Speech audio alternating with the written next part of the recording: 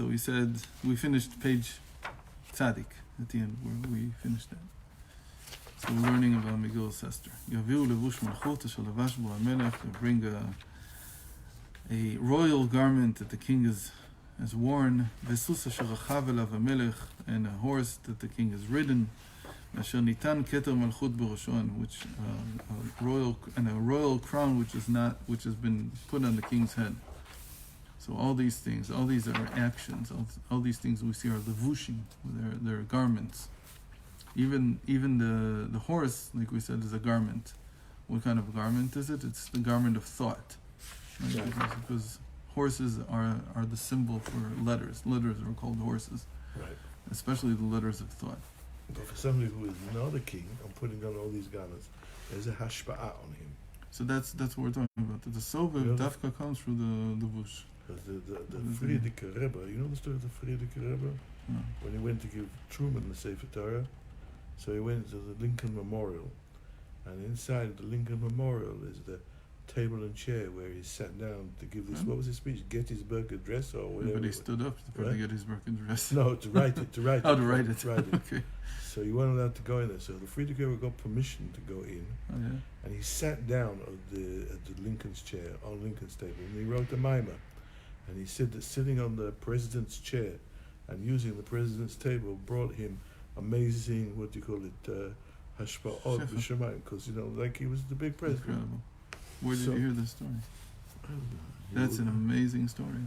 Where did you hear this? It's written somewhere in the visit of the Frierdiker Rebbe to the... 1928. Yeah. Chicago, 1928. Yeah. It was also in Washington. Yeah. I didn't know he was in Washington. I thought he gave a Sefer Torah to President... he brought the Sefer Torah to... Who was it? Herbert Hoover. He came to America after he was released from prison, together with his eldest son-in-law, and they gave the president a Sefer Torah. Really? Herbert Hoover, I think he was. Is it the Sefer still in the White House? I don't know. Maybe he gave it to a shul afterwards. He brought the Sefer Torah for the... Yeah. Are you serious? Yeah. No, how come I never heard this story? Everybody knows that. You're not allowed to give a Sefer Torah to a goy. Maybe it was possible. So maybe he gave it to him and said, "This is for you, but give it to a shul." Yeah, I understand. It could be they did that, but I'm not talking halachically whether it's permissible or not. It's just an amazing story because it says so much about how we saw America. He didn't give a Sefer Torah to the Tsar. He didn't give a Sefer Torah to whoever was the first to Lenin or to Stalin or to any of those. The Tsar threw him in prison, and who got him out of prison. Sefer Torah is unbelievable if you gave him Sefer Torah. It would be even more unbelievable in my opinion if you gave him Sefer Maimarim. But that's because of my confused picture of the world. Right. Okay, so we're in the... So we said that Tshuva and Ma'asim Tovim, let's just finish from the previous few lines and Tzadik. So what we've seen many times, that Tshuva and good deeds, meaning mitzvos, they bring down the very light of the infinite from the Sovev, from the surrounding light. Even though the Sovev cannot be contained in the world, it's not in our world, it's not contained. So all that comes out from the infinite is just a glimmer. Bichinat ayin mamash. It's like a nothingness that comes out. Since in the end this light is coming down from the infinite source that surrounds our world. So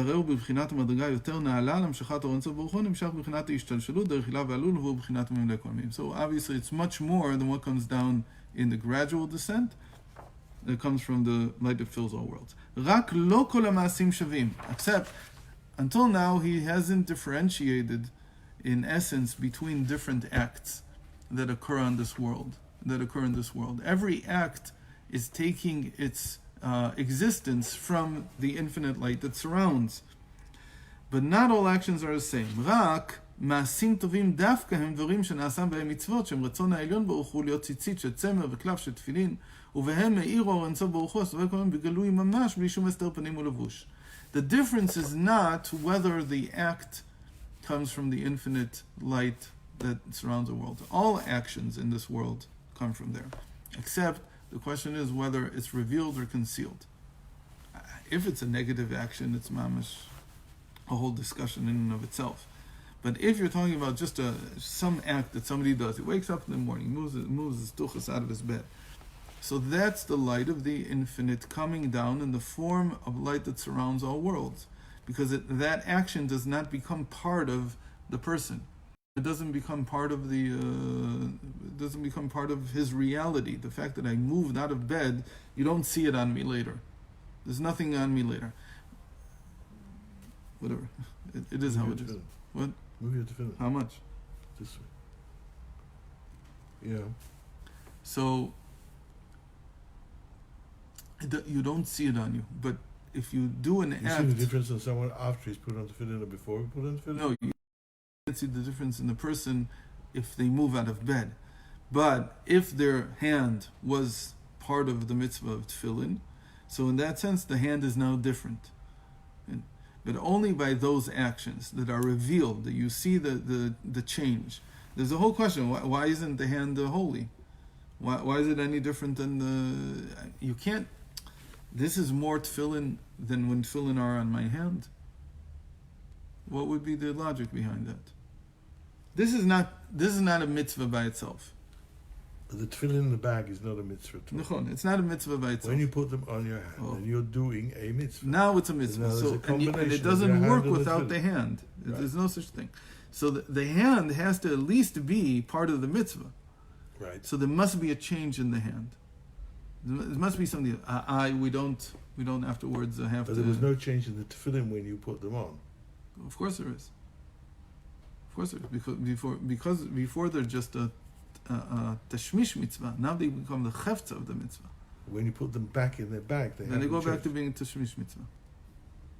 But when you're performing the mitzvah with them, so obviously they're like in a different state. Now they're drawing down the light of. So what's the difference? So how do we explain the difference? The difference is simple. That the tefillin themselves, the chefza itself, the object itself, the fact that Hashem commanded to write tefillin, to do them in a certain way, and you perform that, so you've brought down the light of the infinite into the sovev kol almin, into something that's now physical. So this is not an act. This by itself is not an action. Once you've finished it, it's an object. It's no longer an act. So the whole idea of the sovev is that it has to be something active. It has to be something that's happening. That's why it's called sovev kol almin. But there is an inherent kedusha in the tefillin, because if they fall on the floor, you have to give tzedakah or whatever it is. When I say sovev, what do I mean? I mean something that motivates, something that moves, something that is a cause. So when I say sovev kol almin, I'm saying something that allows actions to occur in the world. Memaleh is not an action. Memaleh is a state.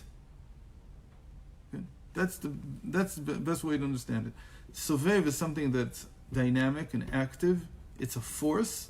And Memaleh would be like matter, like just how it is. Matter is the wrong word, but matter is also connected to it. The best word is something, it's a state of being. It's a certain state in which something is. It already has that state. The Memaleh is the state. The Sovev is the active force changing it. So why is it then if you haven't got kosher tefillin in your house, never mind put them on, or you don't have kosher mezuzahs in your house, so then you're lacking some sort of protection. So the very fact that you got the tefillin in your house is in itself a protection. So where's that come from? Because it's a state. There's a certain state. Now that the tefillin are finished, there's a certain of something, of an object in the house. And like we said, because you acted according to how the Torah told you to act, you took your action from the Torah, then the sovev has now become integrated into an object. But the point is that sovev means an action. It's like a action. It's a surrounding. So when we say surrounding, that's a poor translation, because lesovev mashu, to cause something to happen, okay, That's a better explanation of what sovev means. It causes something to happen, whereas memale is a state that something attains.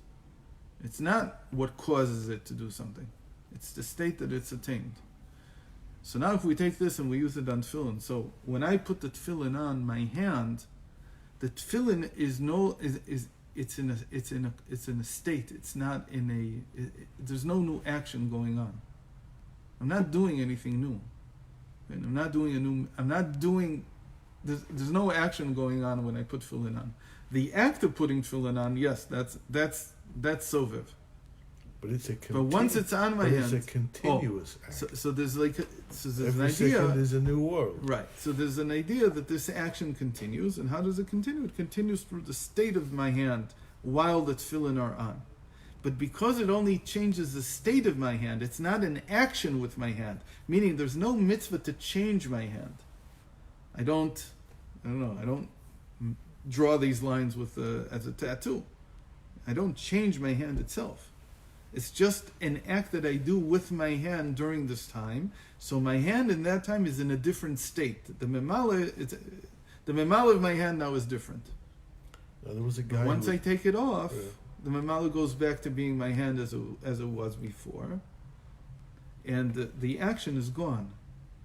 The thing that was active is now gone. So there was a guy who was in prison in Israel after the Second World War, and the tzaddik of Yerushalayim, what was his name? You know what I mean? Yeah.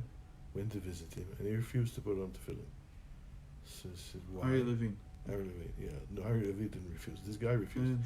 He says, why? He says, because I lost my temper, and I hit my wife, and I killed her. That's why I'm in prison. So, given that my hand was instrumental in killing my wife, I can't put tefillin on anymore because that hand has become pasul from the end of tefillin. So that's not true. That's interesting logic. Why is it not true? That's what I'm asking. Why is it not true? Because the hand itself, your brain did the avera. Your hand was part of it. Your hand was getting the command from your brain. But no. Your hand is not killing her right now. The state didn't change. Just because your hand was used, exactly like here, just because my hand is now being used to perform an act, it doesn't mean that the state afterward has changed.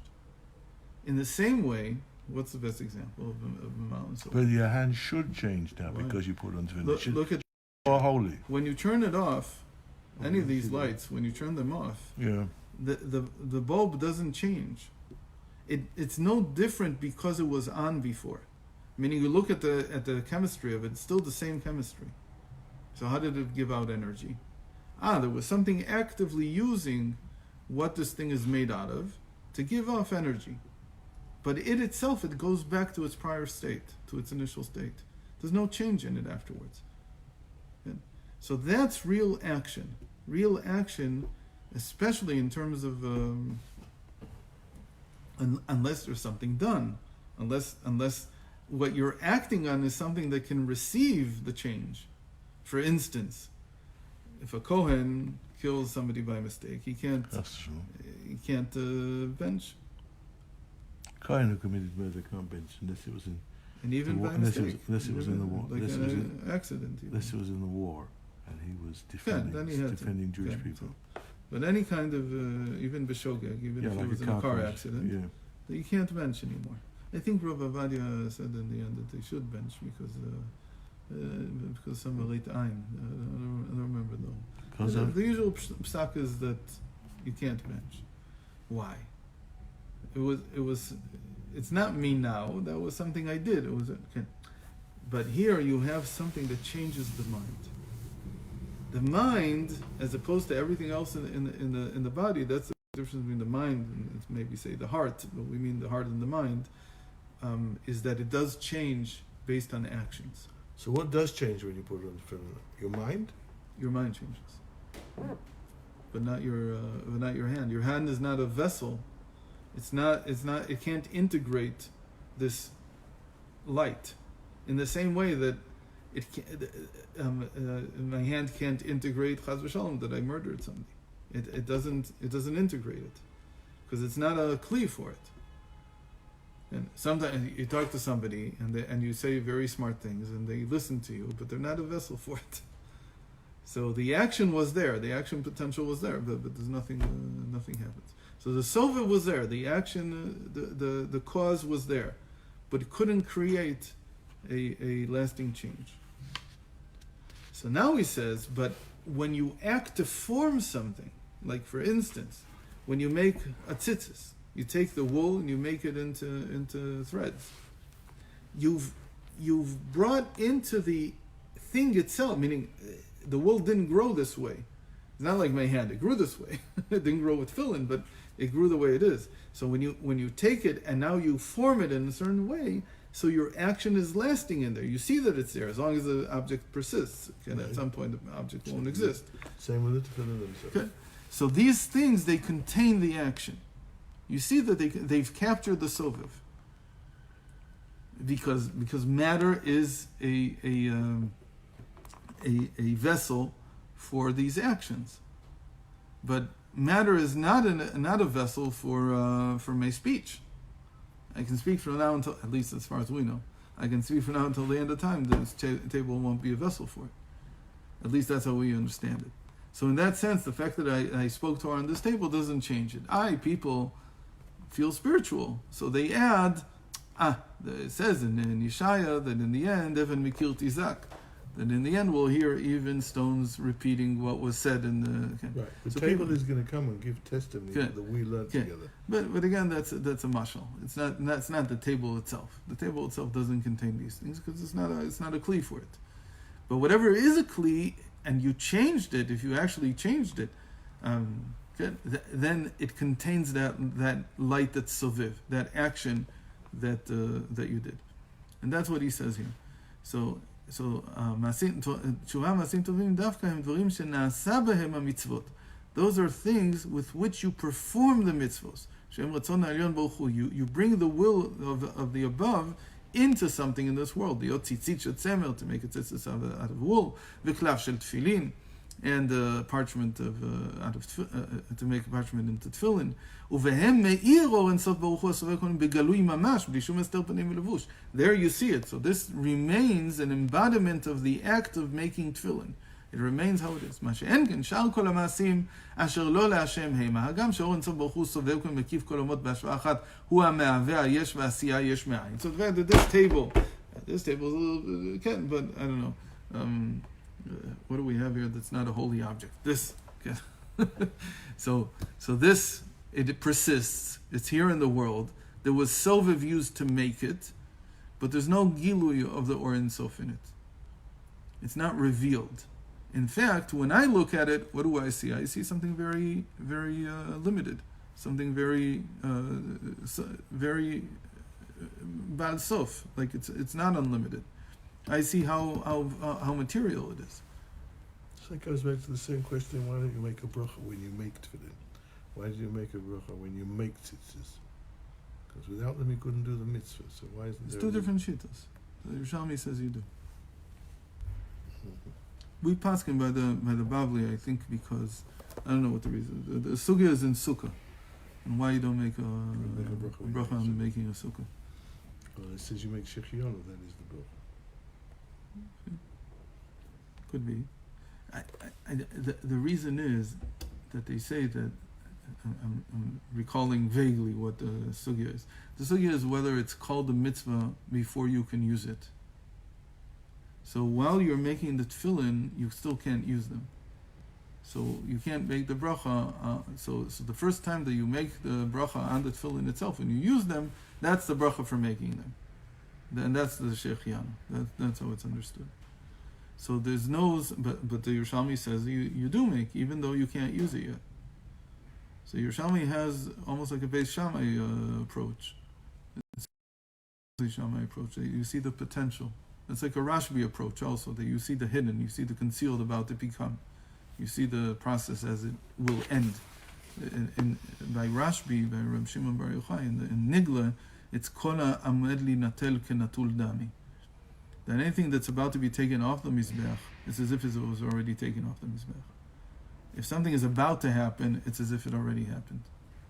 Because he sees the potential as already a reality. The fact that it can be taken off, it means that it has been taken off. Okay. But all other acts, it's not that they don't come from the sovev. They have to have some kind of action potential driving them. That's a sovev.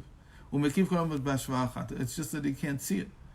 So once the product is finished, once the act is finished, all you see is a limited energy. But you don't see something that reflects the infinite. And that's why all actions in the end are the same. It doesn't matter if you use your hand to chas v'shalom kill somebody, or you use your hand doesn't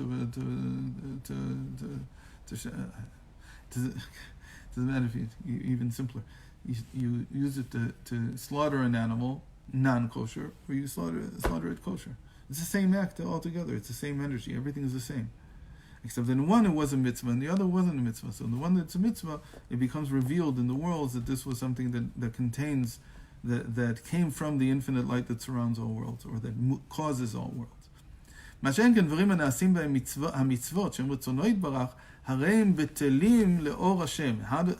do you see this infinity in them? Because to do the act, they had to have some bittul to the Ein Sof.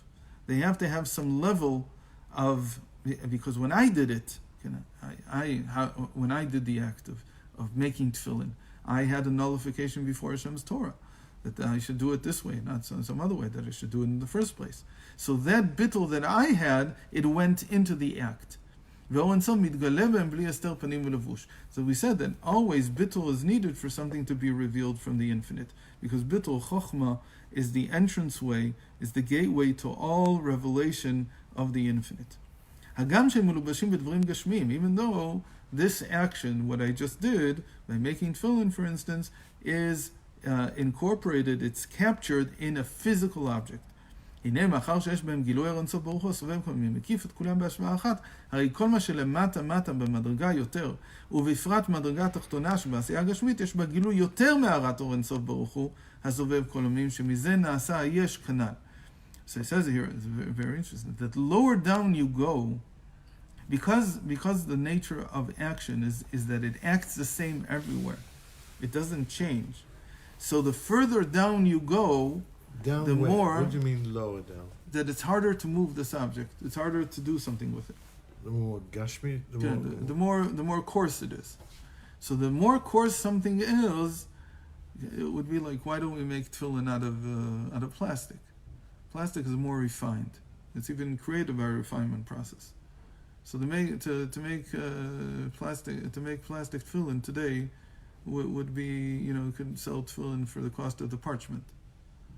Or even worse, human is very coarse. A printer is very refined. It's a manufactured item. You print on regular paper. They make it in a factory. So all these things, even though they are actions, you can't say that they're not. But in a certain sense, the Torah Dafka is mechaven to the lowest place, to the most difficult way of making something. So the most difficult way to make tefillin is out of leather. Out of why don't they go the other way and say, why don't we have gold tefillin? You can put gold on your tefillin, but gold is not difficult to work with. Leather is much more difficult to work with. Gold is like any manufacturing process. It doesn't take 6 months to make it. It sounds like the Torah chose the most difficult way to do something.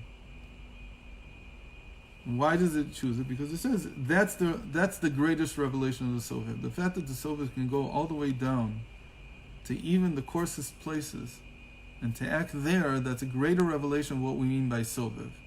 That we mean, here we're not talking about just the action, the ability to act.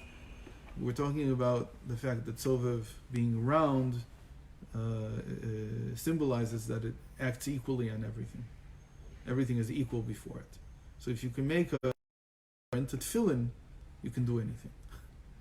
And if you can take a wool from the sheep and make it into threads and then tie it and so on and so forth, then you can do anything now. You're invincible. Okay. You've shown the Sovev come all the way down. In a certain sense, that's why you would say,